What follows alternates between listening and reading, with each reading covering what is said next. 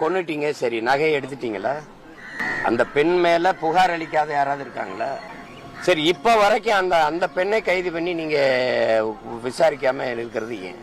இது தங்கச்சி ஸ்ரீமதி குற்றம் தெரிஞ்சிருச்சா இல்லையா? நாடில இருந்து குதிச்சு செத்துட்டா. நாங்க பாலியல் தொல்லையினால தற்கொலை பண்ணிட்டான்னு சொல்றோம். நீங்க கொன்னு வீசிட்டாங்கன்னு சொல்றோம். நீங்க கொலைங்கிறீங்க. அவ செத்து எத்தனை நாள் ஆச்சு? என்ன விசாரிக்கிறீங்க? இது வரைக்கும் எல்லா வழக்குங்க சிபிஐக்கு மாத்தினீங்கல்ல, எங்க நிரூபிக்கப்பட்டிருக்கு? எத்தனை காலத்துக்கு சிபிஐ விசாரிக்கும்? கேட்கறதுக்கு கேள்விக்கு பதில் இருக்கா? நான் தானே கேட்பேன். நான் கேட்கிற கேள்வியில நியாயம் இருக்கா இல்லையா? அதான் கேள்வி. இருக்கா இல்லையா? இது முடியல, ரொம்ப பிரச்சனையா இருக்குது. அப்ப இந்த பிரச்சனையை அடங்க வைக்கிறதுக்கு என்ன செய்யறது?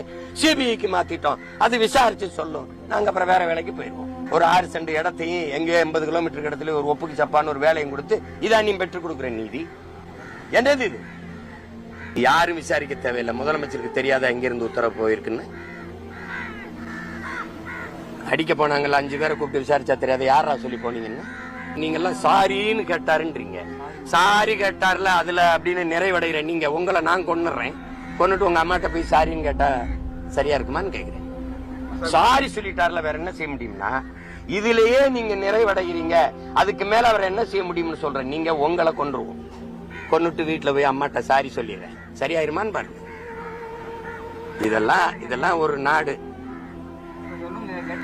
இது என்ன இன்னும் இந்த மக்களை ஒரு பைத்தியக்கார பயில கூட்டம் தான் நினைச்சிட்டு நீங்க அலைகிறீங்க. சீர்திருத்தம் செய்யணும்னு சொல்ற நீங்க சீர்திருத்தம் செஞ்சிருக்கணும். நீங்களே எங்களோட சேர்ந்து சீர்திருத்தம் பண்ணணும் பேசிட்டு கூடாது. யாரு முதல்ல உத்தரவு பிறப்பிச்சது? அதை வெளியில சொல்லுங்க. உங்களுக்கு நான் ஒவ்வொரு கேள்வியா கேட்கிறேன். ஆம்ஸ்டாங் தம்பியை கொன்னுட்டீங்க, கொல்ல சொன்னவே உண்மை குற்றவாளியை மறைக்கிறதுக்கே நீங்க நடவடிக்கை எடுத்துட்டே இருக்கீங்க. இது எல்லா குற்றத்திலும் நடக்குதா இல்லையா? தூத்துக்குடியில இருந்து எல்லா சம்பவத்திலும் இருக்குதா இல்லையா? சொல்லுங்க. அப்போ குற்றம் தான். தூத்துக்குடி துப்பாக்கி சூட்ல ஈடுபட்ட அத்தனை அதிகாரிகளும் பணி உயர்வு பெற்றிருக்கார்கள்.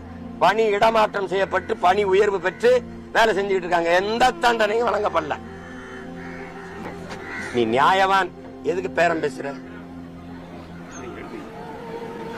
எதுக்கு பேரம் பேசுற? என்ன தவறு வேணாலும் செய்யலாம், அதுக்கு பணத்தை கொடுத்து சரி பண்ணிடலாம்னு இருந்தால் அது நாடா இருக்குமா சுடுகாடா இருக்குமான்னு பாருங்க.